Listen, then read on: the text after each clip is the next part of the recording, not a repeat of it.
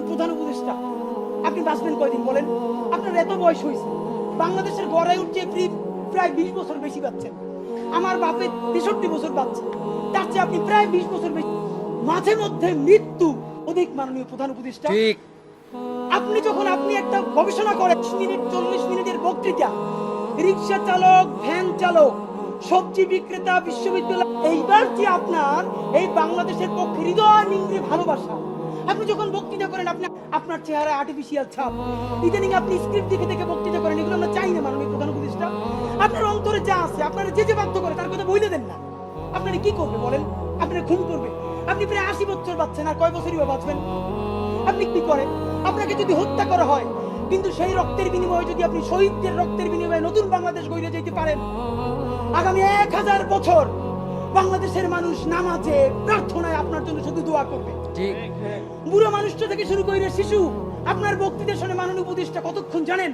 যতক্ষণ আপনি জুলাইয়ের জবানে কথা বলেন। কিন্তু যেই রাজনৈতিক দলের কাছে কোন ধরনের সংস্কার ছাড়া আপনি নির্বাচনের কথা বলতেছেন, আপনি কি কি বলছেন আপনারা একটু কইয়া শুনেন। আপনার ঘোষণাপত্র থেকে অল্প কয়েক জায়গা মার্ক করে নিয়ে আসছি মাননীয় প্রধান উপদেষ্টা।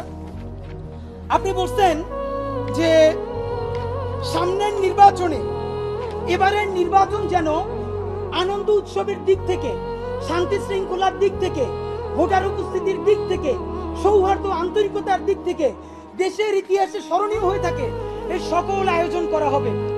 মাননীয় প্রধান উপদেষ্টা, 6 মাস বাকি আছে। এই 6 মাসের মধ্যে আপনি এই উদযাপন কেমনে করবেন?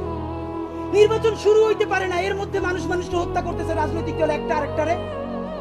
তাহলে এই আমলা, এই পুলিশ, যেই পুলিশ রাজনৈতিক দলের ছত্রছায়ায় আবার হত্যাকাণ্ড ঘটাবে, আপনি দাঁড়িয়ে দিয়ে কেমনে পারবেন?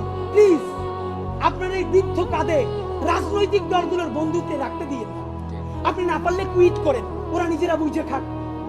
কিন্তু রাজনৈতিক দলের একমাত্র মুখপাত্র হইয়া বাংলাদেশের মুখপাত্র থেকে আপনি বিদায় নিয়ে, আপনি নির্বাচনের কথা বলছেন, আমরা খুশি হয়েছি, কিন্তু ইতিহাসের স্মরণীয় নির্বাচন করার রোডম্যাপ কোথায়? বাংলাদেশের রাজনৈতিক দলগুলো আপনার সাথে মিটিং করে সামনে এসে বলে আমরা নির্বাচনের রোডম্যাপ দেখি নাই, আমরা হতাশ। ভিতরে কথা বলার চেষ্টা করলাম, আফসোস রাজনৈতিক দলগুলো এত বদমাশ কেমনে হয় ভাই? ভিতরে তারা একটা বারো ভালো করে কোন রাজনৈতিক তারা নির্বাচনের ম্যাপ দেয় না। প্রধান উপদেষ্টারে তারা গিয়ে বলে বড় দলগুলা, ওই পেট্রো বাংলার চেয়ারম্যানটা কিন্তু আমাদের লাগবে, অমুক বিশ্ববিদ্যালয়ের ভিসি কিন্তু আমাদের লাগবে।